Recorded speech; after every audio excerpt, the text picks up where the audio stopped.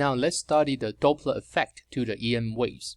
So in the chapter 14, we know that if the source is moving, then the frequency measured by the observer will be different. So similar thing applies and happens to the EM waves, but in a different way. So here is the Doppler equation to the EM waves. So if you look at the formula, you will simply say, since this is the formula we use for the observer is moving, but the source who is fixed. But that is why I say in a different way. So here, the U is the relative velocity of the source to the observer. So for the EM waves, we don't consider which one is fixed and which one is moving. So we focus on the relative velocity. So how fast you are moving toward to me or away from me. So which you mean, as long as you choose the observer, and observer, no matter he is moving or not, we are talking about how fast the source moving with respect to the observer. So the plus sign applies to a source which is approaching to the observer. But now, be careful, the minus sign is for the receding source. So this is the very beginning when people using this formula, they will feel confused. This is the formula we use in the chapter 14 for the observer who is moving. But now, this is the case for the source which is moving. And the reason is because the U here is not the velocity of the observer, it is the relative velocity of the source to the observer. So let me give you some example later about when we're talking about the universe scale. But let me propose an explanation first. Why? So it is because the speed of the light propagate in the vacuum is a constant. So it doesn't matter who is observing the light. As long as it is the light, no matter you are moving with respect to it or not, the speed of light is a constant, which is the speed of light. And this is an intrinsic difference compared with other waves. So let me give you examples. In the previous semester, when I give you a lecture about the universe, we are talking about where are we in the universe. So here is our location. We are living in a supercluster. But supercluster is a very big scale, yeah? So we are living in the so-called local group in the supercluster. But even the local group is a very big structure. We are actually living in the Milky Way galaxy of the local group. So this is where we are. But when we started the universe, I introduced you the concept of the Hubble's law. According to the Hubble's laws, they tell us that all the galaxy, all the structures we observe in the universe are all living away from us. And how do we know that? This is based on the Doppler effect. But before I give you more introduction, let me give you a very trivial concept. So if you have the star which is stationary relative to an observer, so which you mean the relative velocity is 0, then the light propagate will just the same as what it originally is produced. So this is pretty straightforward. Yeah? However, now if there is the relative velocity between the source you're detecting and the people on the Earth. So now, because the observer is on the Earth, so we always think we are stationary. So therefore, the relative velocity between the source and the Earth is that how fast they are moving toward us or away from us. And that is the U value. So apparently, if the source is receding away from us, the wavelength will be stretched out. But because the speed of light is a constant, so only the frequency will be shifted. And that is the reason why that if you have the source moving away from you, then your wavelength will become bigger but the frequency will become shorter. So this is the so-called concept of the redshift. It is because that compared with the original frequency here, now the new frequency become longer than the original wavelengths. So let me say it this way. This is original wavelengths, now the frequency. And if the source is receding away from you, the wavelengths is longer compared with the original wavelengths. And this is the so-called redshift. However, if the source is approaching to the Earth, the detectors, then the wavelengths will become shorter and the frequency become bigger. And when we say the wavelengths become shorter, we are still compared with the original normal wavelengths. So when the wavelengths become shorter, we say it is the redshift. And why we use the concept of the redshift or the blue shift is because it doesn't mean the light become red or blue.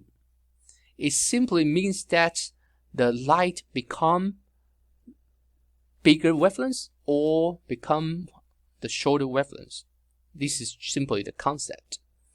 So that's the reason why now if you are on the Earth and detecting all the light produced from the galaxy and different sources in the universe and propagate to the Earth, and compare with the normal wavelengths they have, we can understand that based on the wavelengths we detect, we can see how fast the source is moving away from us or toward to us based on this equation. So we can find out the U value here. So this is a Doppler effect for the EM waves. So now we know that the EM waves can be created by vibrated the electric charge. So when we're talking about the frequency of the wave, intrinsically, it is the frequency, how fast the vibration of the electric charge. So you can try to understand this one as two different kind of pictures. The electromagnetic waves is in the picture of the wave with a frequency and period, but they can be connected to a charged particle vibrating with a frequency, and this frequency is actually the same as the frequency of the EM waves. So it is a wave picture and particle pictures. So therefore, that's the reason I say the frequency of the vibrating electrons equals to the frequency of the EM waves. They are actually the same pictures. Just you can choose the language you feel comfortable to use. And you can also compare that how big the difference between the speed of light and the speed of sound. So this is something that why people usually confused. They always mix the two things together. Not just the velocity is different, even the intrinsic property is different. So for examples, you don't need a medium for the wave to propagate, the light wave to propagate. But for the sound wave, you need air. You need some material as an intermediate step to propagate the wave. But both of them are the transverse wave. And also, the result we learned from the chapter 14, the velocity of the wave is equivalent to the frequency multiplied by wavelengths. This result is true for the EM waves. But now the difference is the speed of the wave is the same for all the electromagnetic waves. So therefore, you will see that a bunch of the different kind of frequency of the EM waves. And this is how we define the so-called electromagnetic spectrums. They are all the same they are all EM waves, but with different frequency. So let's take a look about the pictures. And personally, I think this is a very useful diagrams. So you can see that a lot of the names you're already familiar with: radio wave, microwave, infrared, ultraviolet, X-ray, and gamma rays. So you can try to understand this picture in terms of the wavelengths or the frequency. So let me give you a very sense of feeling how big the wavelengths using the scale you already know. So this is the reason that I like this diagram a lot. So the wavelengths of the radio is about the size of the building. So it is couple hundreds meters, even 1,000 meters. And the size of the microwave is about the size of human being or the butterflies. And for the X-rays, you can see that the wavelength of the X-ray is about the size of the atoms. So that is why that in our daily life, we use different sources of the light to detect different objects. So this is based on the wavelengths. So radio wave have a very big wavelength and gamma ray has a very small wavelength. But they all have the same speed. So you can also try to understand in the language of the frequency. So now the radio has a very low frequency and the gamma ray has a very high frequency. So the smaller the wavelength, the bigger the frequency. It is due to C equal to F multiplied by the lambda. And now let's take a look about the first object in the spectrums, which is the radio waves. So the radio waves are the lowest frequency human ear can hear. So they can probably, actually human ear cannot hear, my fault. It should be the one we can detect and find out useful. So the radio station and the television signals are all in the range of the radio waves. So they are very short in the wavelength, they're very long in the wavelength, but very small in the frequency. So how does the signal was detected at the device at your house? So if you have the radio wave propagate from the left to the right and hit the antenna in your device, so apparently the electromagnetic waves is still the oscillation of the electric field and B field. So let me try to use the electric field as a language. So electric field will comes in here, but change the magnitude with respect to time.